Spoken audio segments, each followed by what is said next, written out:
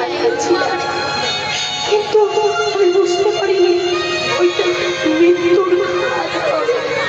স্বপ্নের চোখ খুলে দেখেছিল আলো, ভেবেছিল খুশিতে ভরাবো, কিন্তু ভাবিনি ওই আকাশে পূর্ণিমাতে লেগে যাবে চন্দ্র।